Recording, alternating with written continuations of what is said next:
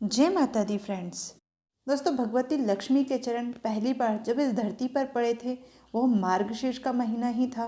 तिथि दसवीं और गुरुवार का दिन था। इसी कारण अघन मास के गुरुवार को भगवती लक्ष्मी का पूजन करना अति शुभ, चमत्कारी और फलदायी माना जाता है। इस माह में माता की धन और धान्य लक्ष्मी रूप में पूजा होती है। यह गुरुवार धन, धान, लक्ष्मी और कीर्ति प्राप्ति के लिए किए जाते हैं। माता लक्ष्मी इन छोटे छोटे और सरल नियमों के पालन से अति शीघ्र ही प्रसन्न हो जाती हैं और हमें इसका बहुत जल्दी चमत्कारी परिणाम देखने को मिलता है। मार्गशीर्ष महीने के धन, धान, लक्ष्मी, बृहस्पतिवार व्रत का पालन करने वाले स्त्री या पुरुष को तन और मन से शुद्ध रहना चाहिए। यानी कि आप अगर गुरुवार का व्रत करते हैं या गुरुवार के किसी नियम का पालन करते हैं तो आपको एक दिन पहले ही सर धो लेना चाहिए। घर में एक दिन पहले ही आपको सारी साफ सफाई कर लेना है। पोछा वगैरह शाम को लगा के रेडी हो जाना है। यानी कि सूर्यास्त से पहले, सूर्यास्त के बाद पोछा नहीं लगाना चाहिए। आनंदित रहना चाहिए, यानी कि घर में हर वक्त उस दिन खुशी का माहौल होना चाहिए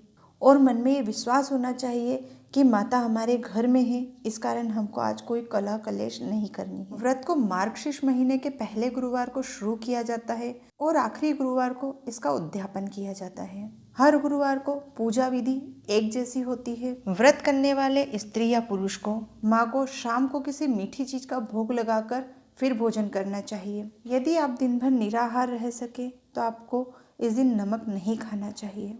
फिर भी यदि आपको कोई हेल्थ प्रॉब्लम है तो ऐसे में आप कुछ भी फलाहार ले सकते हैं, क्योंकि वो माँ है और हमारी सब प्रॉब्लम जानती हैं। तो माँ से प्रार्थना करके आप कुछ फलाहार जिसमें सेंधा नमक हो, यानी कि फरियाली नमक, इस तरह का आप कुछ भी हल्का फुल्का ले सकते हैं। और शाम को मीठे का भोग माँ को अवश्य लगाएं और पूरे परिवार के साथ उसे जरूर खाना चाहिए। गुरुवार के दिन माता की पूजा करते समय आपको कथा अवश्य सुननी चाहिए और माँ पे पूर्ण विश्वास रखना चाहिए कि माँ हमारी समस्त मनोकामनाएं अवश्य पूर्ण करेंगी। गुरुवार के दिन परिवार के सभी लोगों को बहुत ही प्रसन्नचित रहना चाहिए। किसी भी गुरुवार को व्रत करने वाली स्त्री को यदि कोई अड़चन आ गई हो तो व्रत की कथा आप किसी से सुन सकते हैं या हमारे चैनल पे पहले ही इसकी कथा अपलोड है, आप वहाँ पर भी जाके इसे सुन सकते हैं। परंतु व्रत आपको ही करना चाहिए। दोस्तों, महालक्ष्मी व्रत की पूजा विधि तो बहुत ही सरल है। आप जिस भी जगह पर माता महालक्ष्मी के कलश की स्थापना करना चाहते हैं, यदि आप आपके घर के मंदिर में करें तो भी एक छोटा सा स्थान देके आप कलश वहाँ पर भी स्थापित कर सकते हैं। गोबर मिल जाए तो मंदिर के आसपास आप थोड़ा सा गोबर से चौक बना लीजिए, और यदि ना मिले तो आपको पानी में थोड़ा सा गौमूत्र या गंगा जल मिलाकर उस जगह को शुद्ध कर लेना है। यदि आप घर के मंदिर से अलग किसी चौकी पर माँ की पूजा कर रहे हैं तो चौकी के नीचे आपको पहले ही स्वास्तिक, रंगोली या अष्टदल कमल, जो भी आपको इजी लगे वैसा बना लेना चाहिए।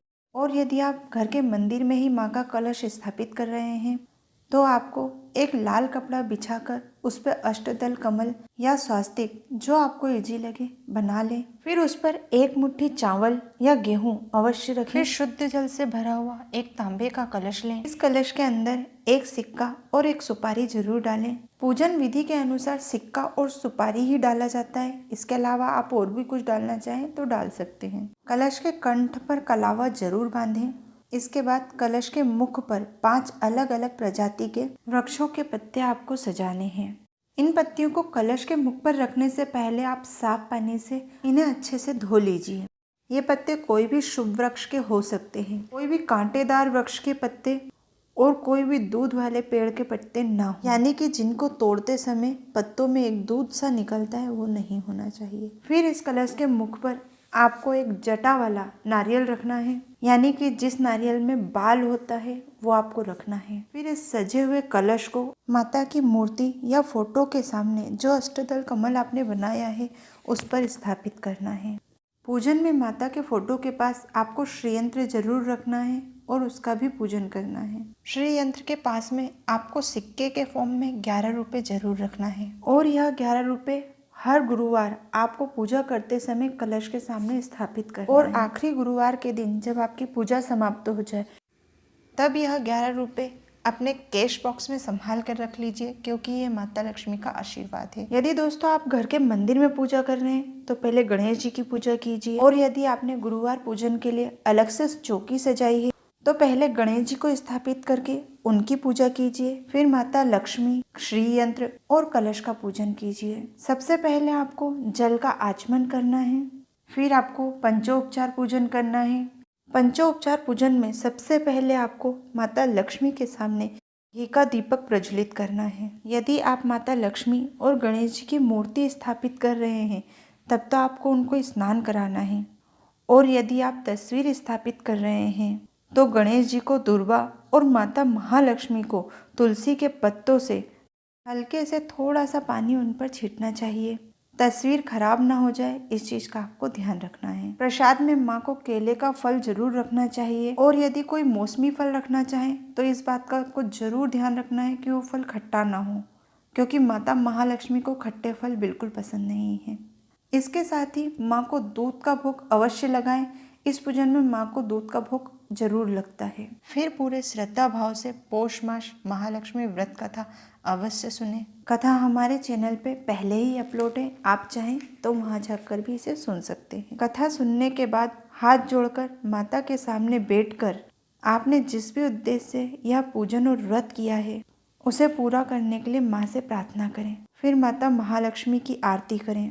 शाम को फिर माँ का पंचोपचार पूजन कर जो भी आपने भोग में मीठा बनाया है माँ को अर्पण करें, और उसमें से कुछ भाग गाय के लिए जरूर निकालें।